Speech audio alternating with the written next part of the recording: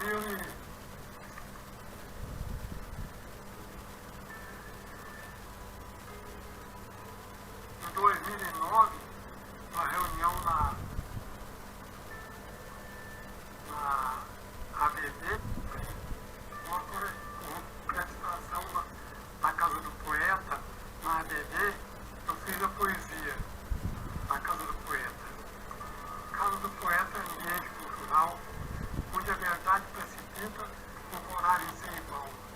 É aí que é requisito do poeta ideal. Ali reúne-se poetas, ali declamam poesia. É a coisa predileta, não existe fantasia. Onde tem tanta cultura, nos gera sabedoria. E essa vida futura se enche de alegria. E a nossa doutora Elisete, nossa grande advogada, que nos faz concreta essa casa tão amada. Parabéns ao Olinda Rocha Lobo, por nos dar tanta alegria. Foi vitorioso esse jogo. Essa taça você merecia. Parabéns.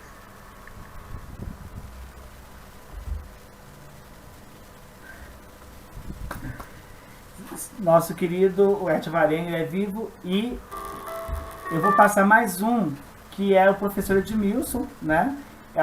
O qual eu queria muito que ele estivesse também nessa reunião de hoje, mas ele vai depois ver esse vídeo. Acho que ele nem tem noção de que ele também é um dos membros fundadores, né? Então, pessoal, essa lista tinha se perdido e pegando quando eu fui olhando, hoje nós temos ativos nos membros da Casa do Poeta 2 membros fundadores, fora os que já faleceram, né? Outros estão assim afastados, mas a gente acho que vai ser a oportunidade de trazê-los de volta. Então, o professor Edmilson Bispo, que eu digo assim, o nosso Cruz e Souza da Poebras Formosa.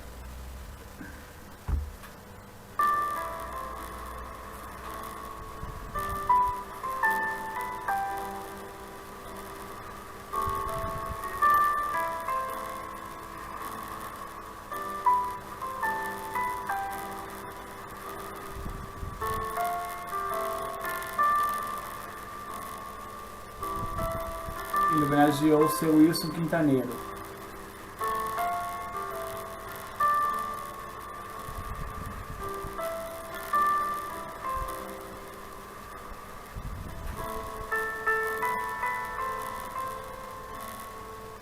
Meus caros colegas da Casa do Poeta, vou declamar um poema do poeta Wilson Quintaneiro. Quando faço versos, as sílabas não contam. Procuro transmitir os sentimentos meus. E digo do muito que chorei e me arrependo. Quando me deixar sem dizer adeus. O quanto que chorei ao teu regresso. E até disseste que sentiu saudade. Porque me deixaste por tua maldade. Sabia que esperaria o teu regresso. Beijei-te a boca fresca ardentemente. Apertei teu corpo quente como um peito. Dizendo amar-te sempre loucamente. Tuas lindas lágrimas bebi sem beijo. Como se fosse um doce vinho, mulher. E subi, curosamente, cada beijo. Wilson Quintaneiro.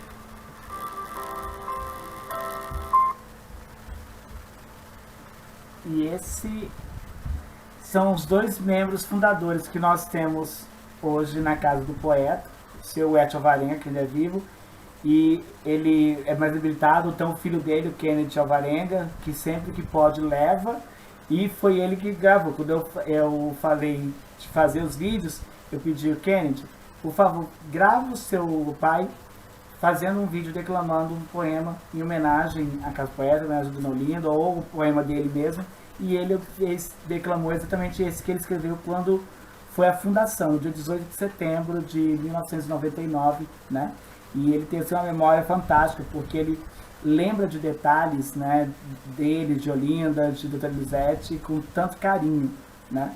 E ama receber visitas. Agora não está podendo com essa situação da pandemia, porque ele já é idoso, mas ele mora na Avenida Cristalina e quando a gente vai lá, prepara para horas de prosa, porque você passa horas conversando com o seu Edson Alvarenga e a simplicidade dele.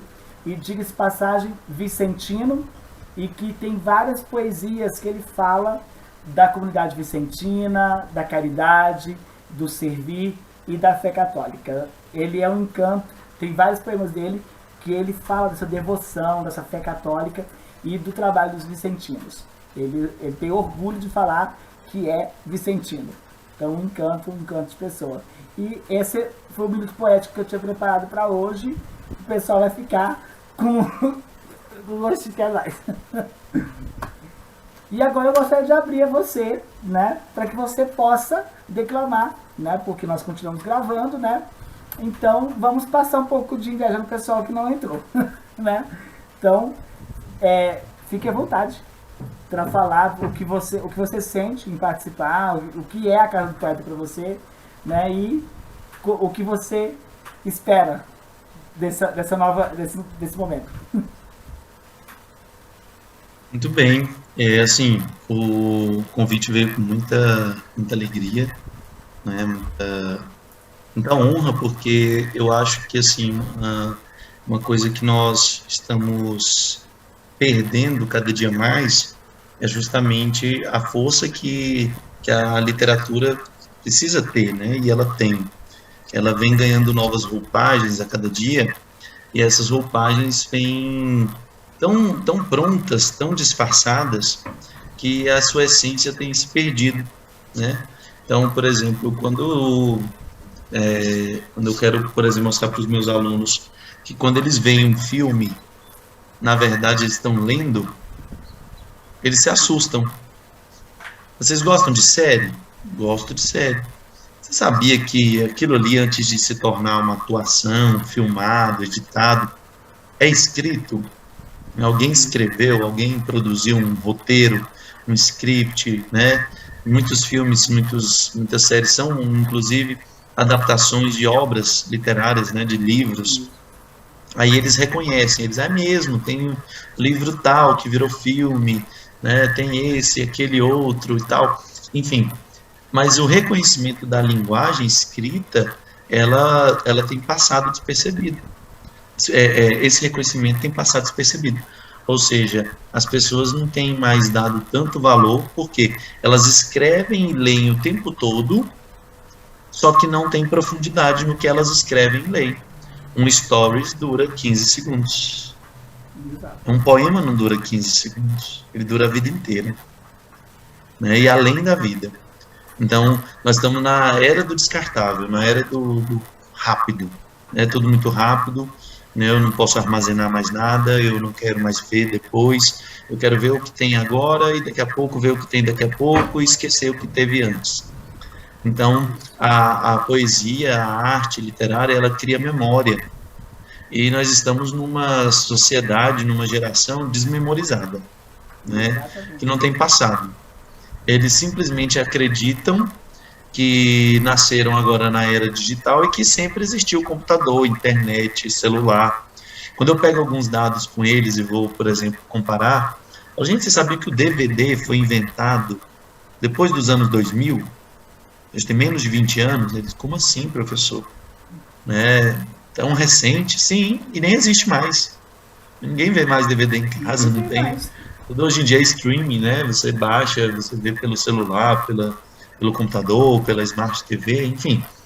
Então, não precisa mais alugar o filme, não precisa mais comprar, não tem. E acabou, foi esses dias. Isso que vocês consideram tão maravilhoso, que vocês estão hoje, daqui a 20 anos talvez não exista mais, vocês têm noção disso? Então é tudo muito rápido, muito volátil, muito... E a arte, ela tem essa... Eu tenho um livro de cabeceira, né? Eu amo muito Fernando Pessoa, né? E assim, todos os seus pseudônimos, eu gosto de todas as suas personalidades. E é um livro de cabeceira, eu leio para dormir. Então todo dia à noite eu leio um poema, todo dia, né? Antes de me deitar, tal, quando eu pego, né? Muitos eu leio já no formato digital, já no celular, mas tá lá, tô lendo. E aí eu coloco, leio e durmo. Então assim, Cora Coralina também, uma poetisa que eu amo muito, Carlos Drummond de Andrade, né? Tantos outros. Cecília Meirelles, enfim. Eu estou sempre variando, conhecendo, até porque a gente precisa conhecer, né? Já que a gente precisa falar. E hoje, vou dizer sinceramente, é um desafio. É um desafio fazer um ser humano gostar de literatura, enquanto ele não atingiu os 18 anos. O que eu vejo são muitos que, que vão se interessar por isso já na idade adulta. Outro dia eu vi uma postagem de uma colega da época da escola, e ela postou assim: poxa vida, como deixei passar tudo isso e não percebi quanto era rico, quanto era bom. E ela postando que ela está estudando literatura do livro da escola.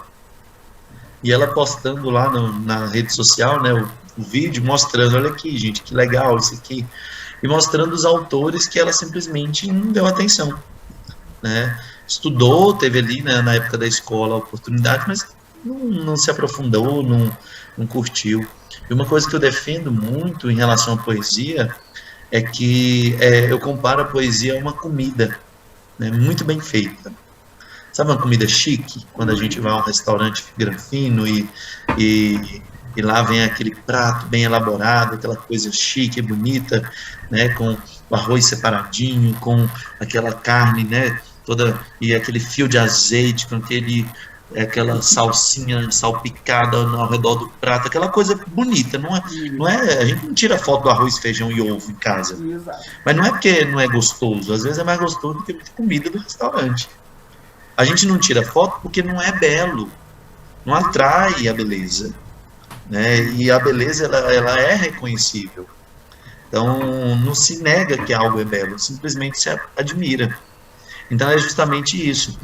A diferença do texto poético para qualquer texto, porque falar que a geração de hoje não lê é mentira.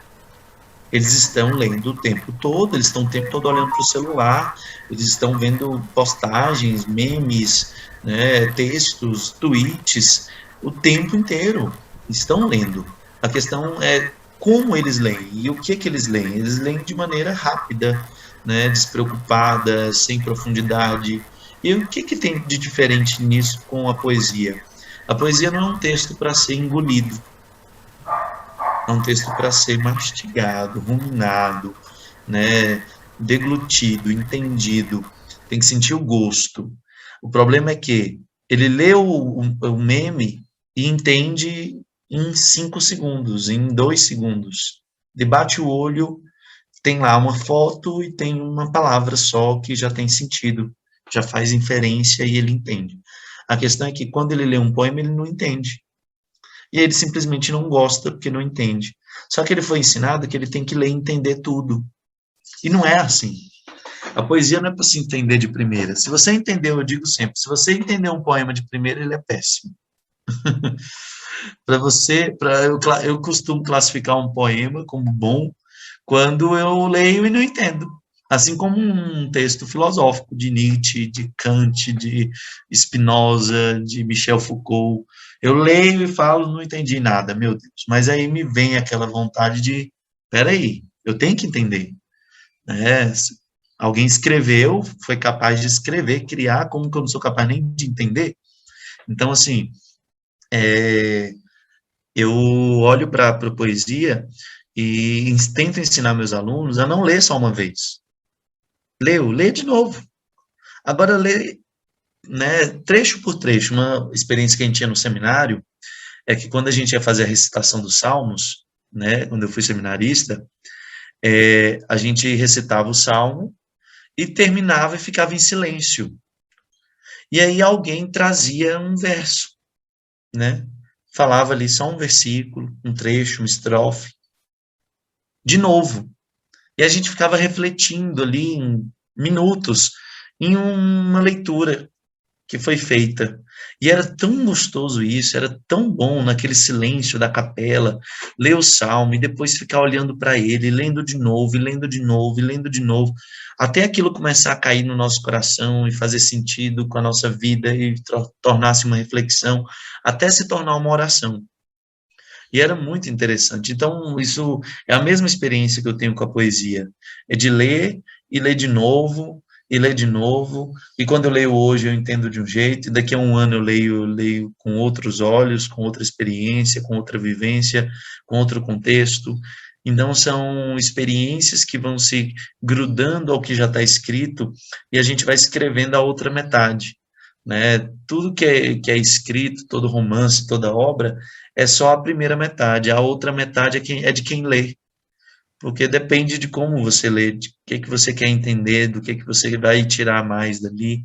Então, a experiência da poesia na minha vida, hoje, é uma experiência de parar a correria do meu dia a dia, né? De escrever, de colocar para fora, de pensar, de sonhar, de ler, de entender, de refletir, né? Como um mantra de uma meditação que a gente vai repetindo, repetindo, e aquilo vai cada vez fazendo mais sentido ou não. Às vezes você vai lendo mais e cada vez fica pior. Você acha que está entendendo tudo e depois, nossa, não estou entendendo nada. O que esse ser humano tentou me passar? Né? Ou às vezes ele não quis passar nada, ele só escreveu. Né? Então, é essa arte do mistério, essa arte da declamação, da forma como se lê, se pronuncia, porque o poema, antes de tudo, é feito para ser declamado, né? Não é só para ser lido. Então, é muito importante a gente resgatar, manter, e eu acho que mudar um pouquinho a metodologia de como nós trabalhamos isso, né? Eu tenho muita esperança, assim, de que um trabalho um dia possa ser feito com os professores ou com os futuros professores, porque como professor do ensino superior, eu me sinto na obrigação de fazê-los entender esse conceito, porque daqui a pouco são eles que vão ou fazer alguém se apaixonar, ou fazer alguém detestar aquilo para o resto da vida. Quando eu leio Camões para os meus alunos, talvez seja a última oportunidade dele, na vida inteira, de ler Camões. Talvez eu sair da escola, nunca mais ele vai ler Camões. Mas se eu li com ele, né, e li direito e fiz, né, o meu melhor, talvez aquela experiência fique e ele volte a ler novamente, ou um dia ele se lembre daquilo, né, com carinho. Enfim, essa é a minha experiência, fico de verdade muito honrado, né, pela participação na revista, nessa segunda edição, pelo convite, né, para me tornar membro, e assim, me sinto inclusive na obrigação de me cobrar mais na minha criação, na minha produtividade poética, né, e na minha participação nesse mundo que fica na memória. Muito obrigado. Nós agradecemos, e esse momento você falava aí, e eu partilho com você também dessa mesma experiência, né, que foi o tempo de seminário, né, essa beleza que é a gente poder ressoar, né, o Padre Luiz foi padre do Parque São José, ele gosta muito de falar, a gente tem que ouvir o Salmo e deixá-lo ressoar, né, a liturgia Alexio Divina, né, então leu, se permita deixar qual palavra, qual versículo está gritando em você e trazendo o novo, trazendo a experiência orante, né? Então são uma das experiências também que eu trago do meu tempo de seminário, né? E teve um seminário que eu vivi sobre a batuta do nosso querido Padre Romilson, então você já sabe como ele é firme em cobrar a disciplina, né? Então, e foi algo muito rico. Para mim, principalmente, que sou inquieto, eu lembro que o Padre João Manuel, ele estava sempre me chamando a atenção, Renato, viva o seu tempo de seminário, né?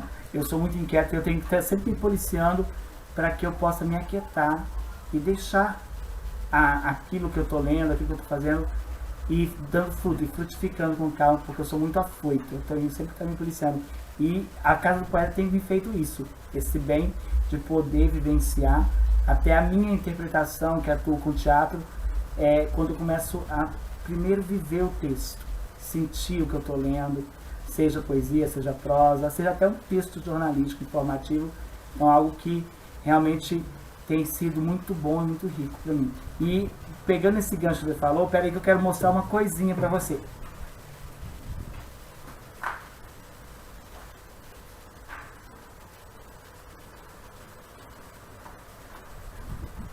Pronto, voltei. Eu entreguei já para alguns E a sua também vai ser entregue essa semana. Eu comecei a entregar essa semana. Como a gente está vivendo essa situação muito complexa, que é devido a essa pandemia, a poesia tem sido, né, desde que o ano passado a gente começou com o canal da Casa do Poeta, com o Minuto Poético, com essa atividade. Então eu tive essa emoção de criar esse ano a Garrafa do Náufrago. Para que serve uma garrafa? Diga para mim, para que serve uma garrafa de náufrago, Leonácia?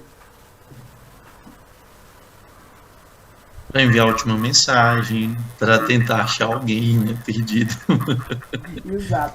Como diria Mário Quintana, uma garrafa de náufrago cada poema é uma garrafa de náufrago jogada nas águas. Quem a encontra salva a si mesmo, né? Verso de Mário Quintana. Então eu preparei essa humilde lembrancinha para cada membro, né? Onde vocês vão estar recebendo o poema, né? Náufrago, de Antônio Fernando, e o poema, não sei se está focando, você falou dela aí, né?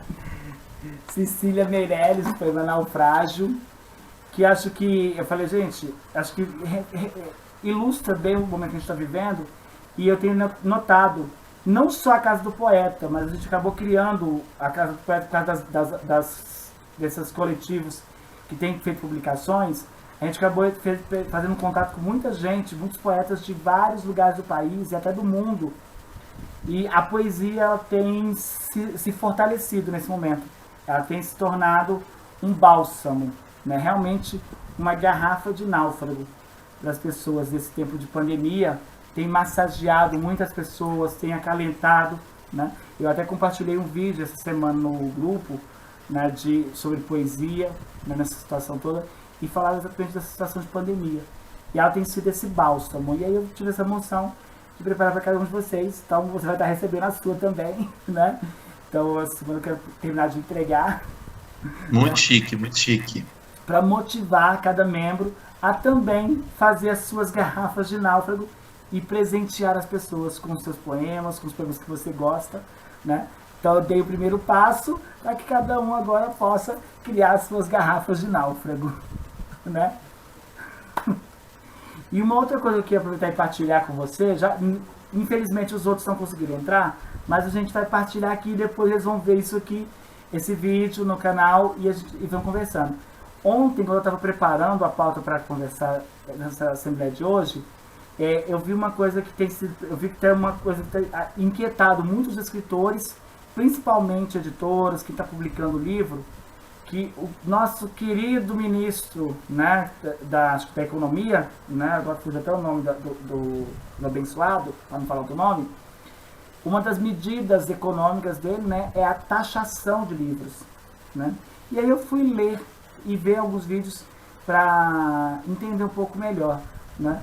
E acabei vendo um vídeo fugiu agora o nome da drag, é uma drag que faz um vídeo muito bacana, um canal muito bacana com essas temáticas. E essa taxação, ela acaba tendo um caráter, no contexto que a gente está vivendo, muito parecido com momentos históricos que se perseguiram livros. Como, por exemplo, muitas questões sociais que a gente tem hoje, que poderiam ser muito melhor compreendidas, e que os livros e os registros que se existiam, os nazistas queimaram, bibliotecas imensas, né? O próprio Nero que queima a biblioteca de Alexandria, né? Então, essa taxação tem sido vista como uma maneira que eles estão achando de tentar impedir as pessoas de ter conhecimento, né? E me preocupa muito, porque tanta coisa está tendo aí para a gente se preocupar, tantas bandeiras a se levantar, mas essa eu acho que agora é uma bandeira que todos precisam, porque dificultar o acesso aos livros, dificultar o acesso à publicação de livros, é querer idiotizar, é querer impedir que as pessoas tenham acesso à informação, né? E aí eu queria que você falasse um pouquinho, como você tem visto essa situação da taxação dos livros? Bom, assim, é preocupante, porque a gente já sofre tanto com o fato de tentar ir contra a maré, né? o nosso país é um país que, olhando para o salário mínimo, o livro é algo caro, né? É um objeto caro. E assim, a democratização da leitura, ela passa também por essa questão social, né? Não tem como.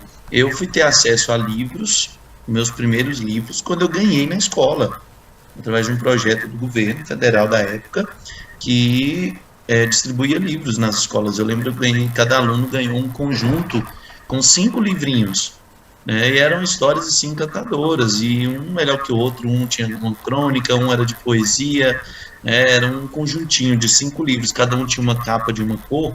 Então, assim, eu me lembro com muito carinho desses livros. Inclusive, tinha um conto que eu gostava bastante, chamava Uma História de Futebol, né? E aí, assim, eu me lembro que esses livros foram o pontapé para eu começar a gostar de ler, né? Começar a gostar da leitura em si, né? Assim como da escrita, porque são processos dissociados, né? Que indissociados, não tem como separar leitura de escrita. Quem escreve gosta de ler, quem lê gosta de escrever, é uma coisa natural, né? Então, e uma coisa leva a outra. E então eu olho para isso hoje com preocupação e fico pensando, né, como nós estamos mortos. Porque pegando aqui uma frase de Benjamin Disraeli, um primeiro-ministro britânico, um ex-primeiro-ministro britânico, ele tinha uma frase que eu gosto muito que diz o seguinte: o problema não são os maus. O problema é quando os bons não têm a mesma audácia dos maus. Se as pessoas de bem tiverem a mesma audácia dos corruptos, o mundo vai mudar.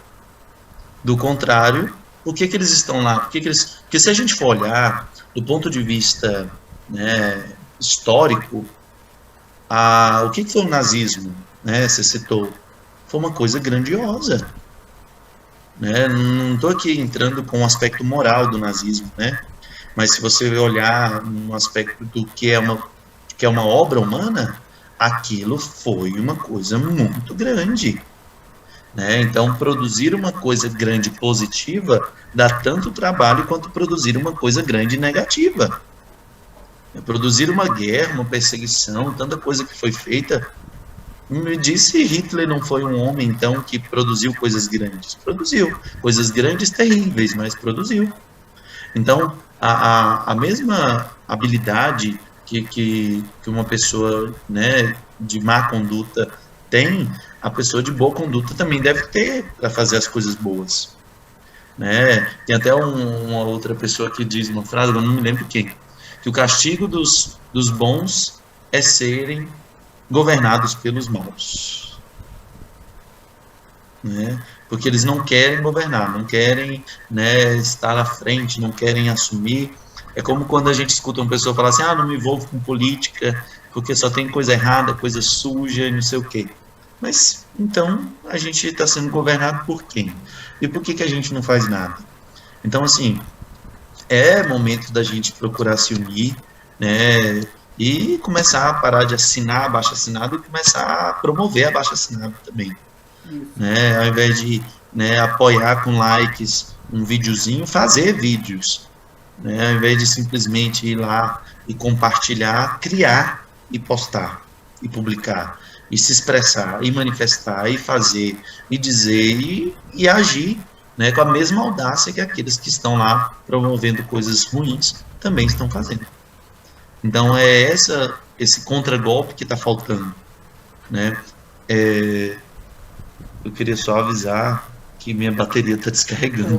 Se cair, se desligar a qualquer momento é porque já está aqui apitando que vai desligar. Então qualquer coisa, se eu parar de falar, foi isso. Enfim, mas encerrando, que nós tenhamos essa habilidade, né, despertada de começar fazendo pequeno para poder a gente chegar no máximo. Eu começo falando disso dentro da sala de aula, eu começo movimentando, eu começo indo para a rede social, eu começo indo para a rua, começo indo fazendo aquilo que eu tenho que fazer. Então, acho que a gente tem que começar a se movimentar assim, parar de esperar, parar de ficar, né? Porque quando tem uma manifestação, por que teve? Que alguém foi lá e promoveu, e incitou, e questionou, e, né, chamou a atenção dos outros, enfim. né, a gente fica passivo, esperando simplesmente vir uma lei que vai fazer um estrago maior do que o que a gente já tem.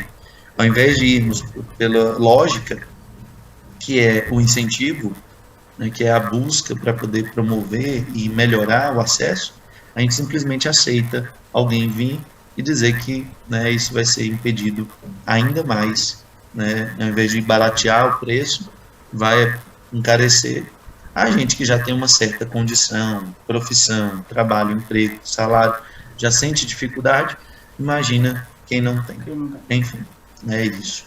Exato. E, então, eu não vou me alongar mais, para a gente poder encerrar juntos.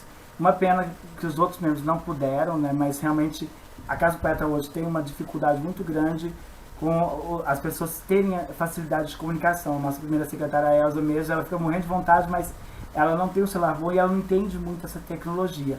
Mas a gente vai usando, e aí por isso eu gravei, porque aí a gente pode compartilhar isso depois no canal, e esse bate-papo nosso. E seja bem-vindo, Leonardo, à Casa do Poeta, e que nós possamos interagir e produzir muita literatura e fazer realmente acontecer, como você falou, fazer a música de Geraldo Vandré. Quem sabe faz a hora, não espera acontecer. Muito obrigada e declaro essa reunião encerrada. Até a próxima. Até a próxima. Eu que agradeço. Tchau, tchau. Tchau, tchau. Bom dia.